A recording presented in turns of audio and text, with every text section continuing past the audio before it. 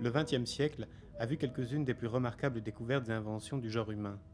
Et pourtant, les générations à venir pourraient bien le nommer avec quelques raisons le siècle des luttes, des conflits, des guerres, en un mot le siècle de la violence.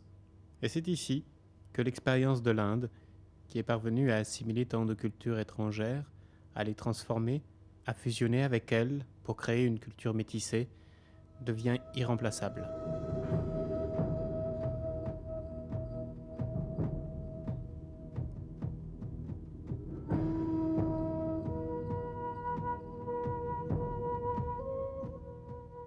L'Inde est un ensemble culturel où toutes les cultures concourent à la beauté de l'ensemble. À travers les siècles, la civilisation indienne s'est développée et épanouie. Elle a vu différentes cultures, à différentes époques, coexister et vivre ensemble. Chaque communauté a développé une identité propre quant à sa langue, sa façon de s'habiller, ses mœurs, ses coutumes et sa façon de vivre, et en même temps, tous ont participé et contribué à bâtir l'Inde. Dans un pays aussi vaste et aussi divers sur le plan géographique que le sous-continent indien, où l'on trouve des gens vivant aussi bien dans la vaste chaîne montagneuse de l'Himalaya que dans des vallées fluviales et dans des plaines, ou le long de son immense littoral, et l'on en rencontre même qui ne sont pas découragés par de vastes étendues désertiques, ce qui sépare les gens, ce sont leurs spécificités et leurs différentes coutumes. Ce qui les unit et les lie ensemble, ce sont les fils qu'ils ont tissés lors de siècles d'interaction, de vie en commun, de partage de ce que l'on peut seulement appeler une culture métisse. L'Inde est une société véritablement multiraciale. Comme vous le savez, il y avait des tribus indigènes et puis des vagues de migration à différentes époques. Les Aryens en premier, puis d'autres tribus, des gens de différentes religions, des gens qui étaient persécutés dans leur pays, ainsi des chrétiens persécutés par les Romains qui s'établirent au Kerala, ainsi des zoroastriens, des bouddhistes, ainsi donc une grande variété de peuples vinrent en Inde.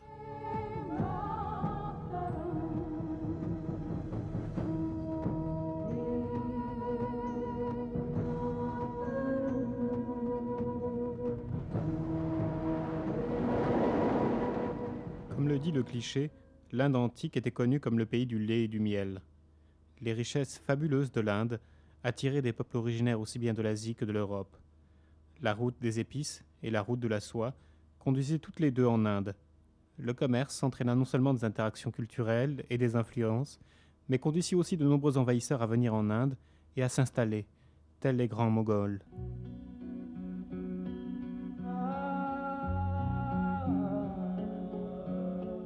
La dynastie moghole fit de l'Inde sa patrie.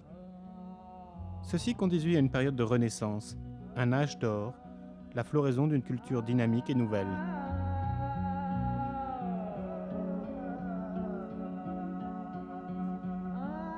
Le superbe Taj Mahal et le fort d'Agra sont des exemples d'architecture moghole. Celle-ci utilise des matériaux de construction indiens et mélange le savoir-faire des artisans indiens avec la symétrie persane et le style islamique des dômes, minarets et jardins. L'islam apporta aussi l'idée du jardin de paradis, idée venue d'Iran via l'islam. Les jardins de paradis, ce que nous appelons Char Bagh, n'appartiennent pas essentiellement à l'islam, mais font partie de l'héritage culturel que nous lui devons. Ainsi, doit-on à l'islam cette merveilleuse idée d'un jardin merveilleux, où l'on se rend et où l'on se sent soi-même.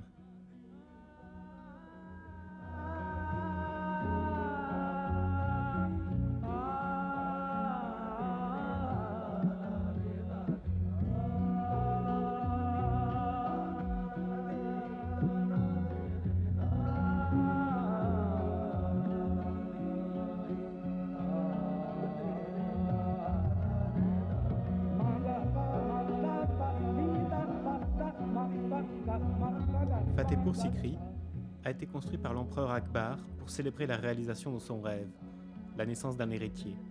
Il représente la synthèse de multiples tendances présentes dans la culture indienne. Fatehpur Sikri appartient à une période où Akbar avait déjà consolidé son empire sur le plan politique. Cependant, il voulait unifier l'Inde sur le plan culturel, et Fatehpur Sikri fut une tentative pour réaliser cette synthèse culturelle. Ici, nous trouvons des traces de style hindou, rajput, gujarati et persan. Voyez le Jodhabai Palace. Vous le voyez dans la colonne qui reflète 5 religions. Aussi, alors que Dîner-Ilahi est une tentative d'unification de plusieurs religions, Fatehpur Sikri est une tentative de synthèse entre différentes cultures architecturales indiennes. Les interactions entre hindous et persans pendant le règne des Moghols donnèrent naissance à une nouvelle langue, l'ourdou, qui fut utilisée par les saints soufis pour développer un nouveau genre de littérature et de musique.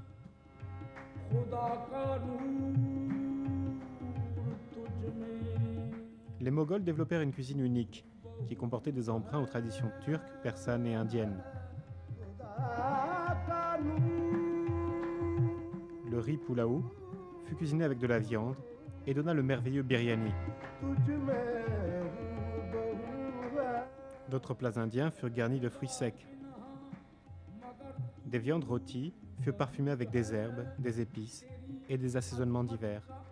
Le résultat est appelé cuisine moughlaï et est la plus riche et la plus somptueuse du pays. La musique a aussi été un point de rencontre important. Ustad Amjad Ali Khan. Il joue du sarod, un instrument à cordes, en est un exemple. Il incarne la tradition et l'héritage de Tansen, un hindou, musicien renommé de la cour d'Akbar. Tansen fut l'un des premiers tenants de la tradition khayal de la musique classique indienne, tradition qui comporte aussi bien des thèmes hindous que musulmans.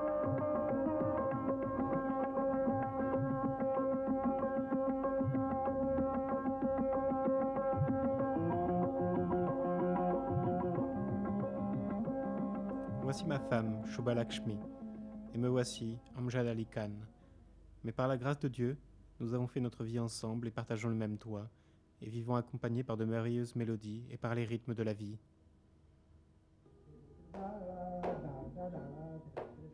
La culture métisse de l'Inde, qui repose sur sa tradition de tolérance, se trouve incarnée par d'innombrables familles comme celle-ci.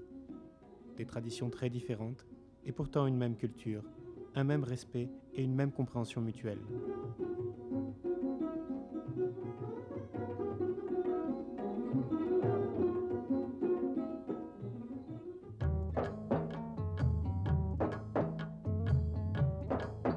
Au milieu des paysages magnifiques qu'offre le Cachemire, cette compréhension et ce respect mutuel trouvent une autre dimension.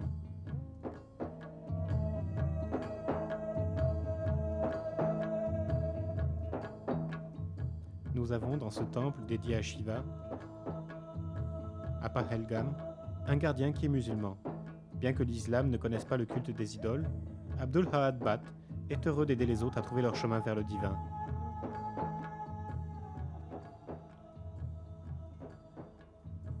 Mon travail ici était à l'origine celui d'un gardien. Puis, j'ai commencé à faire du jardinage parce que c'est une passion. Et par la suite, j'ai apporté des friandises et des bâtons d'encens pour les fidèles. Cela ne pose de problème à personne que je m'occupe du temple. L'argent que les fidèles donnent sert à acheter du matériel pour le temple, des lampes, de l'huile, des cloches.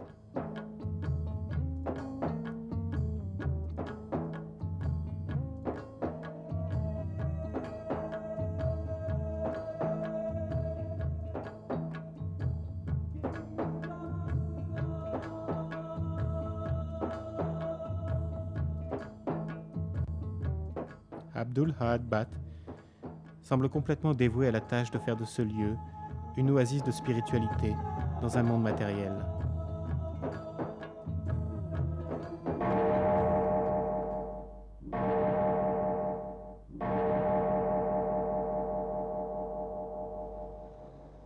Les autres puissances importantes à avoir dominé politiquement l'Inde sont européennes, nommément les Britanniques, les Français et les Portugais. Ils vinrent ici pour faire du commerce et s'installèrent pour gouverner.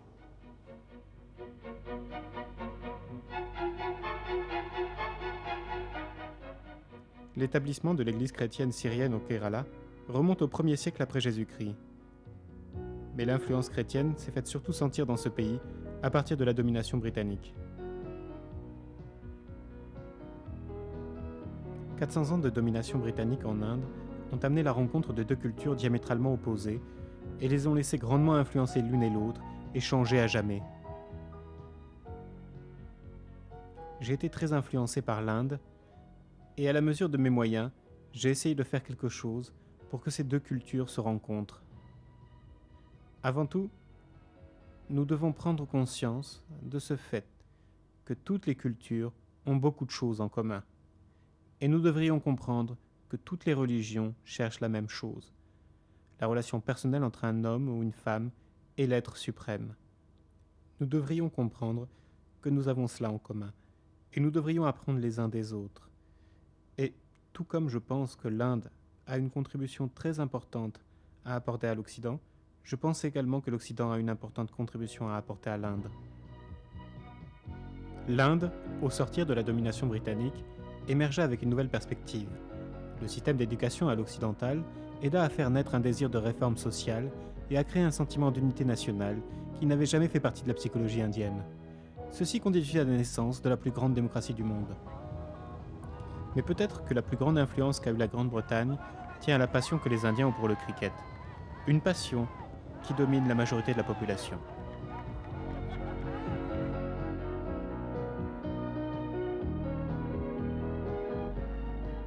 Les Indiens partagent aussi avec la Grande-Bretagne la même passion pour une tasse de thé chaud. L'habitude de boire du thé remonte au jour où, dans les résidences des Britanniques de Calcutta, on pouvait trouver à toute heure du jour et de la nuit une bouilloire sur le feu. Au XVIIIe siècle, boire du thé devint à la mode dans tout le pays.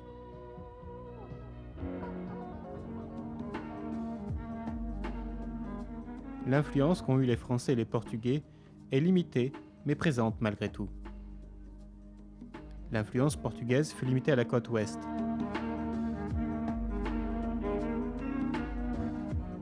Dans les territoires de l'Union de Diu, une île de la côte ouest, les habitants ont emprunté et fusionné différents éléments de la culture portugaise. Je ne peux pas dire que la domination portugaise a été mauvaise. Ils ont, eux aussi, gouverné avec justice. Mais nous ne nous sentions pas libres. Et pour un homme, vivre libre est l'ultime bonheur.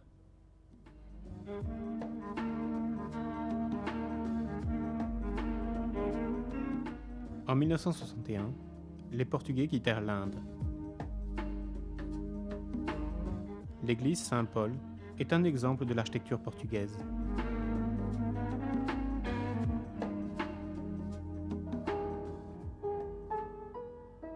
L'influence portugaise est la plus évidente dans la cuisine indienne. Les tomates, les pommes de terre, le piment rouge, qui font partie de la cuisine de tous les jours, furent amenés des Amériques par les Portugais.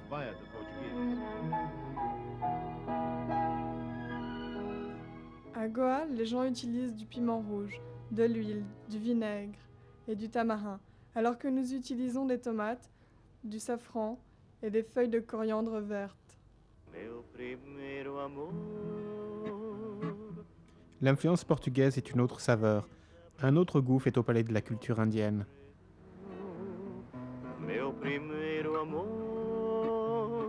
Les Indiens ont accueilli non seulement des envahisseurs, mais aussi des réfugiés. L'Inde a fourni un refuge à ceux qui cherchaient un asile, qui fuyaient les persécutions et recherchaient la sécurité d'une terre d'accueil. Les Juifs, les Parsis et bien d'autres vinrent ici et s'établirent à demeure. Ils ont associé leur destin à celui de l'Inde.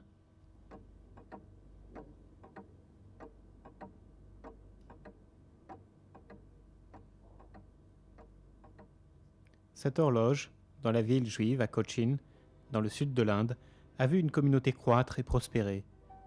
Selon les historiens, le Kerala est le premier endroit qui ait vu une communauté juive s'établir à l'étranger. 350 juifs abordèrent la côte du Kerala en 1567, fuyant les persécutions qu'ils subissaient en Espagne. Le roi de Cochin les accueillit et leur permit de s'établir ici, à côté de son palais. Ici, ils jouirent d'une entière liberté et purent suivre leurs coutumes et traditions. L'histoire est témoin que l'Inde est l'un des quelques pays où les Juifs n'ont pas eu à craindre d'être persécutés. Mes ancêtres sont venus d'Alep, en Syrie. Nous étions séfarades, donc d'origine espagnole. 2 frères vinrent s'établir ici, l'un en 86, l'autre en 1592. Et depuis cette date, nous avons vécu dans cette rue.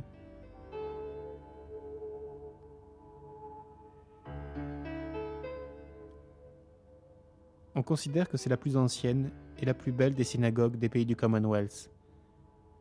En 1805, le Maharaja de Travancore offrit une couronne en or à la synagogue, symbole de son acceptation dans le melting pot qu'est l'Inde. L'un des avantages que nous avions tenait à ce que, quoique notre nombre ne dépassât pas 2000 ou 2200, les examens ne pouvaient pas avoir lieu le samedi, jour du Shabbat, ou pendant l'une quelconque de nos fêtes. Et il y avait des vacances religieuses, et même, dans le cas où l'école fonctionnait le samedi, nous étions exemptés ce jour-là. Nous avons adopté la cuisine du Kerala avec beaucoup d'enthousiasme. Nous mangeons beaucoup de poissons, beaucoup d'épices, et nous mangeons uniquement des poissons avec des nageoires et des écailles, ce qui signifie que les fruits de mer sont exclus. Après la Seconde Guerre mondiale, le commerce échappa à leurs mains, et beaucoup retournèrent en Israël.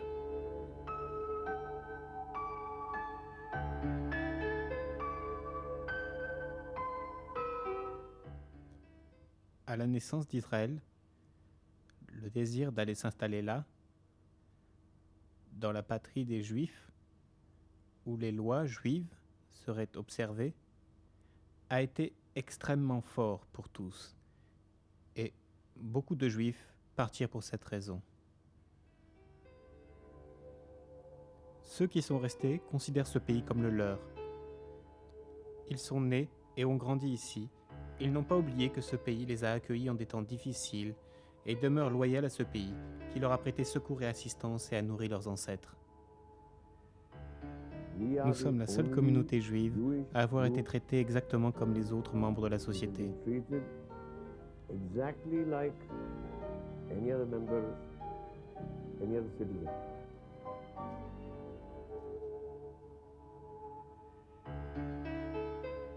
Je suis indien et juif.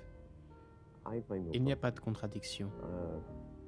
Vous savez, beaucoup de gens venant de l'étranger me posent cette question. Et la seule réponse que j'ai trouvée est celle-ci.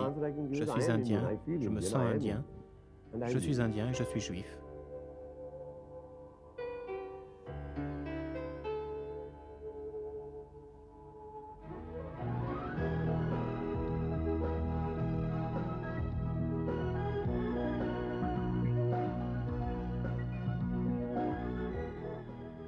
Les Parsis sont une communauté zoroastrienne. Ils se sont installés en Inde pour fuir les persécutions dont ils étaient victimes dans leur patrie, la Perse, l'Iran aujourd'hui. Le mélange des coutumes est le plus évident lors d'une cérémonie de mariage parsi. Nous avons pris conscience que nous venions d'ailleurs. La plupart des Indiens, la vaste majorité d'entre eux, trouvent leurs origines en Inde. Nous trouvons nos origines ailleurs. Mais cela ne signifie pas que nous nous détournons en tant que zoroastriens de notre identité. Ce n'est pas le cas. Parce que nous sommes nés en Inde. Nos ancêtres sont nés en Inde. Nous sommes installés ici depuis presque 1000 ans maintenant. Mais notre identité est très importante. On ne se marie qu'une fois dans la vie. C'est donc l'occasion de faire l'expérience de son propre héritage, de son ethos, comme jamais on ne pourrait le faire comme un individu.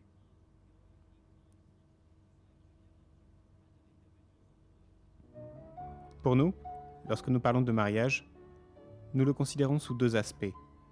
Il y a d'un côté la cérémonie de mariage et de l'autre les festivités.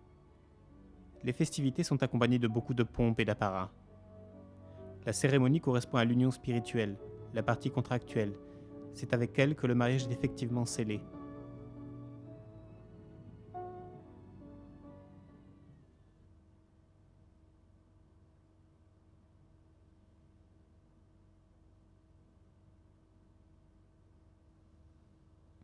La bénédiction spirituelle, qui est donnée lors de la cérémonie de mariage, est appelée Ashirwad. Ceci après que nous sommes venus en Inde. Elle est répétée entièrement en sanskrit par le prêtre officiant. Cela pour que les Indiens qui assistent à la cérémonie zoroastrienne sachent exactement ce qui est dit lors de celle-ci.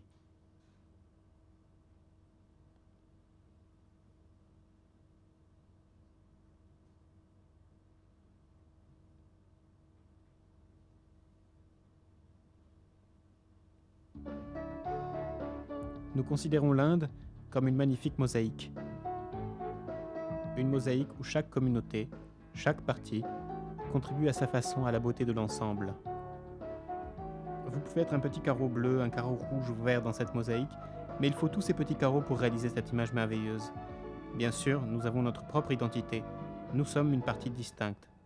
Distincte dans nos traditions, distincte dans notre religion, distincte dans notre façon de faire les choses, dans nos habitudes culturelles, mais nous sommes en même temps une partie de cette mosaïque indienne, et de cela nous sommes très heureux. On raconte que lorsque les Parsis vinrent pour la première fois dans le Gujarat, à l'ouest de l'Inde, le roi du pays hésitait à leur accorder le droit de s'établir. Il demanda une tasse de lait et dit « Regardez la tasse, elle est pleine. » À cela, un Parsi d'un certain âge prit un morceau de sucre et le mélangea au lait et dit « On doit sucrer le lait, mais ne pas le faire déborder. » Et ainsi les Parsis, comme de nombreuses communautés qui s'établirent en Inde, devinrent une partie de cette construction aux 1000 couleurs qu'est la culture indienne.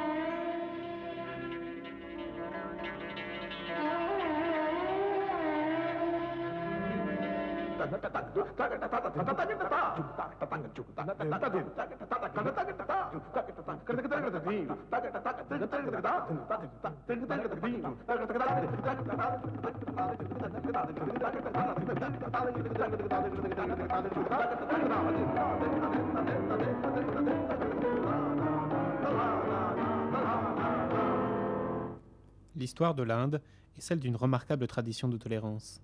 Jusqu'à aujourd'hui, on trouve en Inde des sanctuaires soufis, des églises et des temples où des gens de toutes les religions se rassemblent pour prier. La foi de la majorité des Indiens, l'hindouisme, est un mode de vie qui concilie un large spectre de croyances qui l'enrichissent et lui donnent ses couleurs vives. Nulle part cette vivacité n'est plus évidente en Inde que lors des fêtes. Il y a tous les jours une fête en Inde, ici ou là. Elles peuvent célébrer le printemps, la pluie, la moisson, la naissance d'un dieu ou la mort d'un démon. Toutes les excuses sont bonnes pour faire la fête.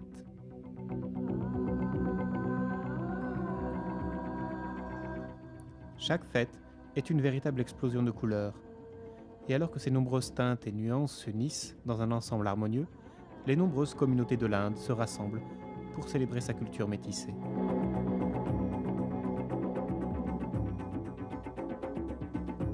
Chaque fête est unique et distincte, mais beaucoup se ressemblent. Le carnaval du printemps à Goa, sous influence portugaise, trouve un écho dans la danse du tigre, au sud de l'Inde. Cette vitalité se retrouve aussi dans les courses de bateaux qui se tiennent sur les étendues Kerala. Dans le nord de l'Inde, au Sikkim, des visages masqués apparaissent pour célébrer la victoire du bien sur le mal.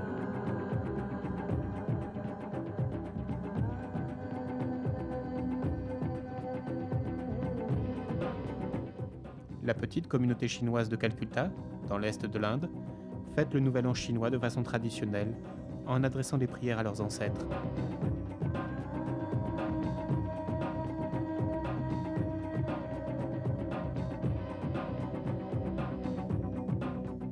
Cependant, ils ont intégré le culte de Kali, l'une des formes la plus effrayantes de la déesse mère, dans leurs coutumes.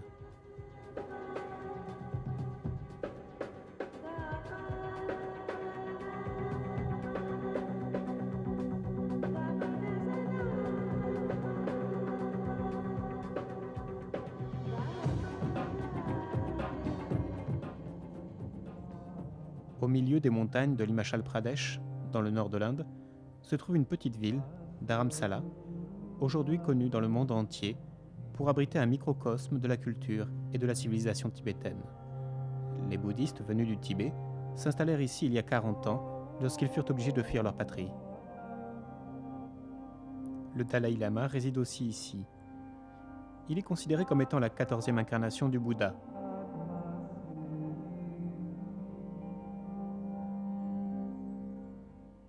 Les Tibétains ont fait de cette terre leur patrie. Ils mènent une vie simple, inspirée des valeurs du Bouddha. De jeunes moines sont initiés ici aux croyances et au mode de vie bouddhiste, résumés dans les mots suivants: vérité et non-violence.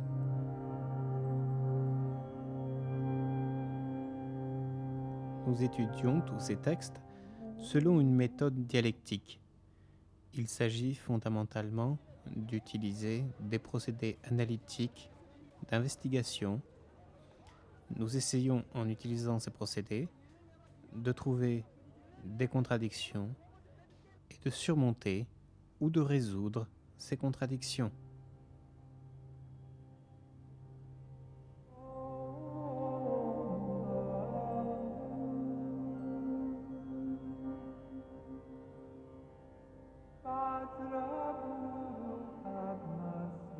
Les Tibétains sont très attachés à l'Inde. Nous l'appelons Bharat ou par ses autres noms, la terre des Aryens, la terre sacrée. Nous avons le sentiment que ceci est notre patrie spirituelle. Pour moi, la relation que l'Inde et le Tibet entretiennent est comme celle d'un maître et d'un disciple.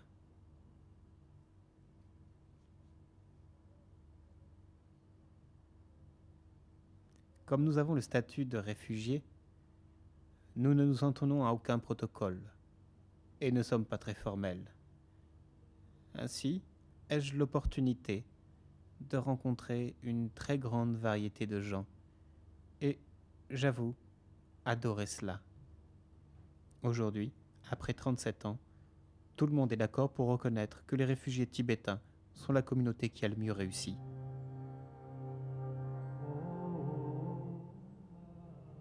La jeune génération de bouddhistes tibétains a grandi ici dans une entière liberté.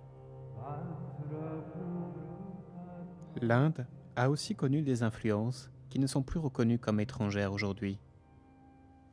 Ces influences ont été intégrées dans la culture indienne, de telle façon que la plupart des Indiens, aujourd'hui, ne sont même plus conscients de leurs origines étrangères. Prenons l'exemple des piliers d'Ashoka avec leurs imposants chapiteaux en forme de lion. L'un d'eux, un pilier venant de Sarnath, a été adopté comme le symbole national de l'Inde.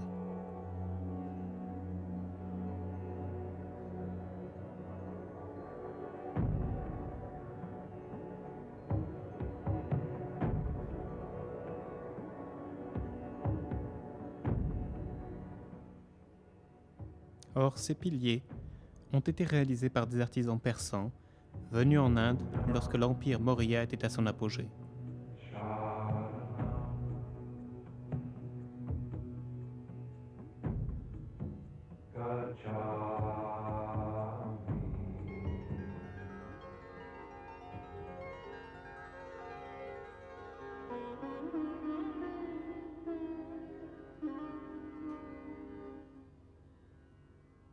L'une des influences les plus remarquables que le Moyen-Orient ait eue sur l'Inde est celle du culte du soleil, lequel a été pratiqué en Inde depuis les temps védiques.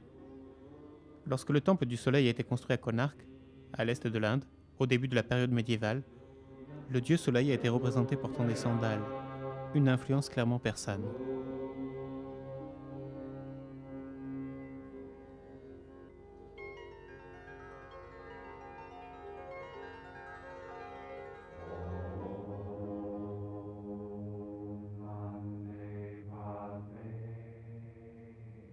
Les premières représentations du Bouddha portant des robes flottantes, ressemblant à des toges, avec les cheveux bouclés, comme dans la statuaire grecque, suivirent la domination grecque sur l'ouest de l'Inde, après la mort d'Alexandre le Grand. Elles caractérisent l'école du Gandhara, une école appartenant à l'Antiquité indienne.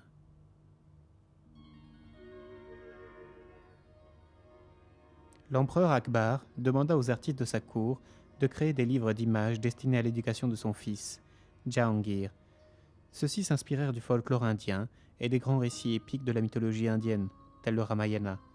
Ces livres empruntent leurs idées et leurs thèmes à l'Inde, et leur style de peinture à la miniature persane. On vit alors des écoles de peinture miniature fleurir partout à l'ouest et au nord de l'Inde. Les artistes indiens empruntèrent librement à toutes les sources, y compris aux Européens. L'influence des peintres européens qui se rendirent à la cour des empereurs se fit alors sentir. Cette influence fut réciproque. On ignore généralement que Rembrandt a réalisé des dessins d'après des miniatures mogholes et que beaucoup des turbans des peintures de Rembrandt viennent des miniatures mogholes. Cela ressemble à un long rouleau de parchemin peint, mais c'est en fait une lettre envoyée en l'an 1610 d'Agra, au nord de l'Inde, à Patan, au Gujarat, à l'ouest de l'Inde.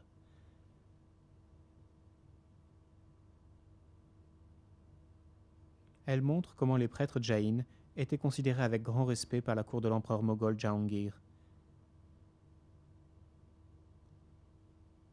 Par cette lettre, il invite les moines jaïns à lui rendre visite et à demeurer à sa cour. Mention est aussi faite de la première mission chrétienne venue visiter la cour.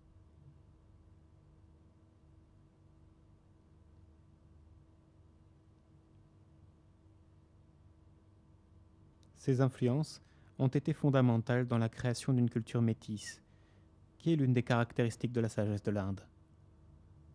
Elles sont devenues partie intégrante de la vie de tous les jours. Vous pouvez même voir cette influence dans la façon dont les dupattas, ou les foulards, en Inde, sont portés autour de la tête et des épaules, par les femmes et même certains hommes.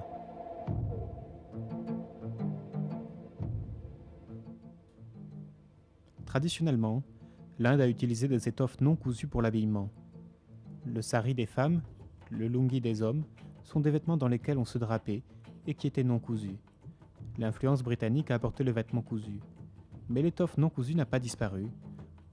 On la retrouve utilisée pour les dupattas portés avec le salwar kameez contemporain, comme Angavastram avec le kurta des hommes, ou comme Odhani avec le Ghagra choli utilisé à l'ouest de l'Inde.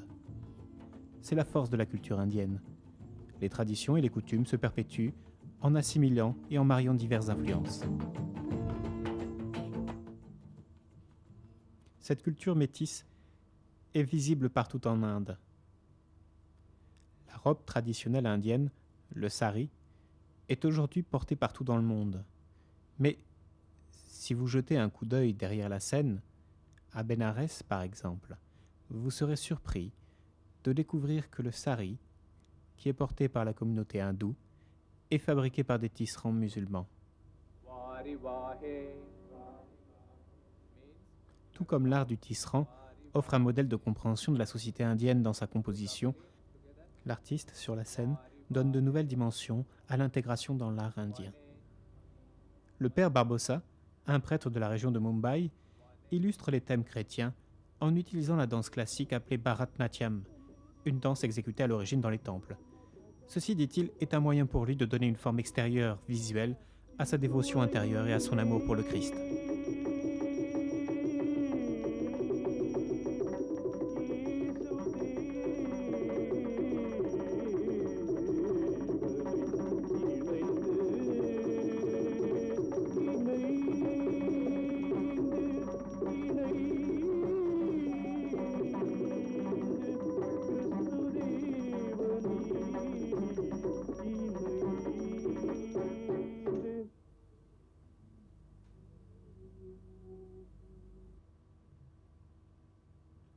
Ma prière et mon souhait est que toutes les cultures, religions et formes artistiques rapprochent les gens entre eux et les rapprochent de Dieu. Qu'elles constituent des ponts et non des murs, afin que tous nous puissions communiquer et vivre en paix.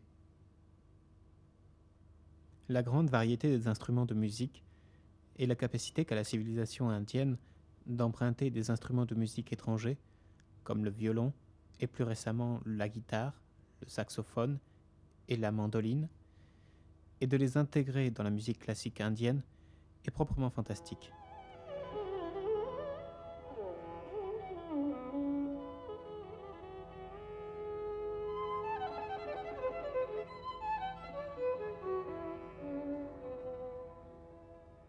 La musique est un langage universel qui émeut le cœur et l'esprit partout dans le monde.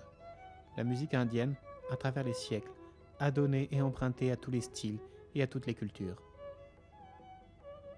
Le processus se poursuit aujourd'hui encore, avec le développement de la musique dite de fusion et le mouvement de la world music. Le défunt violoniste occidental Yehudi Menuhin a joué ici, en compagnie du maestro indien L. Subramaniam.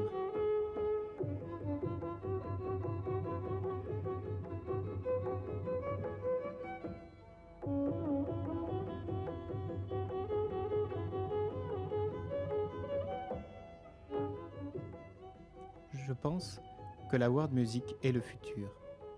Beaucoup de gens, avec ou sans le savoir nécessaire, s'y essayent. Ainsi, quelques personnes prennent une idée dans un album oriental et essayent de l'adapter dans une composition classique occidentale. De la même façon, beaucoup d'artistes indiens ont utilisé une gamme et une orchestration occidentale. Mais je pense que le résultat de la fusion est toujours meilleur lorsque l'artiste a une connaissance des deux systèmes et comprend véritablement les bases du système en présence.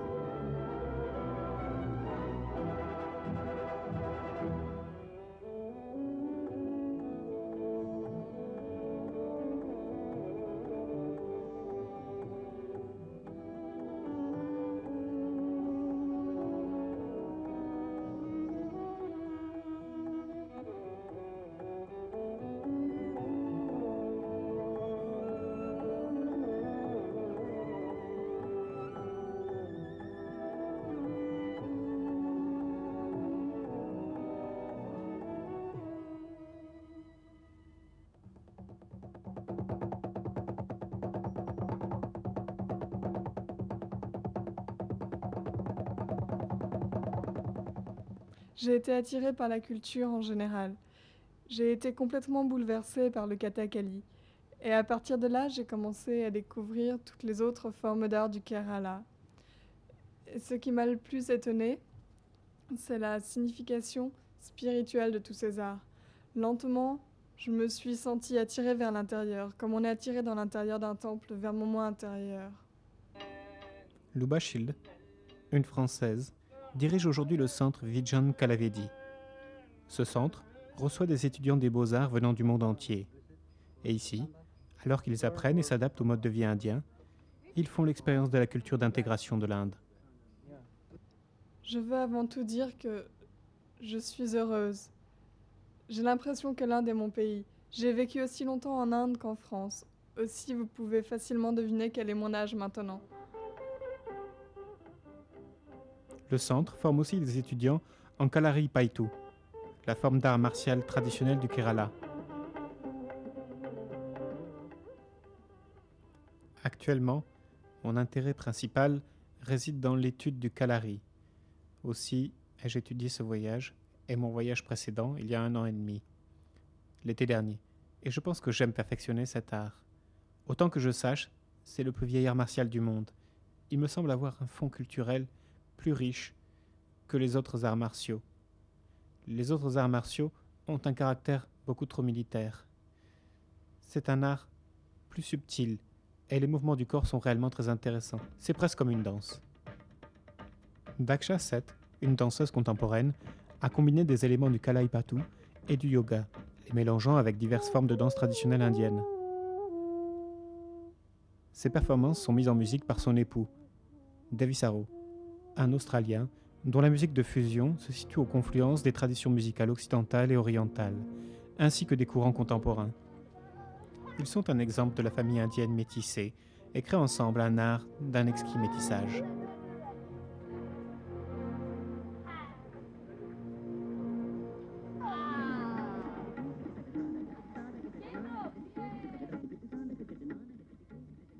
La formation initiale de Daksha est le Kathak, qui se développa comme danse de cour pendant la période moghole.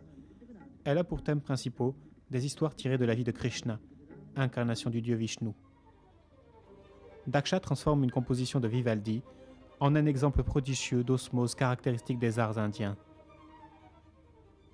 La recherche en danse contemporaine, tout le moins pour Daksha et moi, n'a pas pour objet la danse elle-même. Il s'agit d'une recherche du danseur lui-même. Il n'est pas suffisant de mettre quelques mouvements dans un corps existant. Ce qu'il faut faire, c'est développer des corps qui puissent faire tout un tas de choses nouvelles.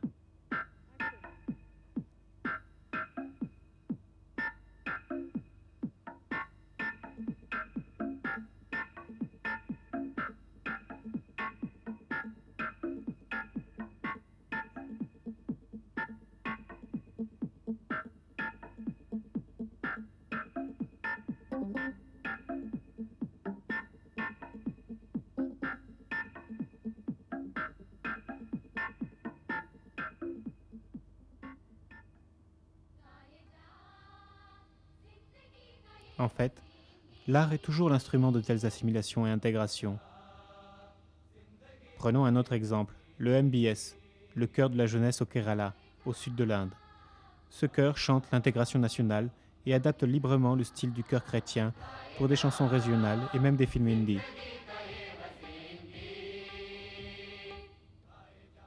J'ai été directement choisi par notre gourou, le défunt Sri M.B. Srinivasan, et son thème était l'intégration nationale grâce au chant de groupe. Lorsque j'apprends à chanter ici, j'ai l'impression qu'une Inde nouvelle est en train de naître dans mon cœur. Le motif principal de la formation de ce groupe est de chanter ensemble pour l'intégration nationale, l'entente entre communautés et la paix dans le monde.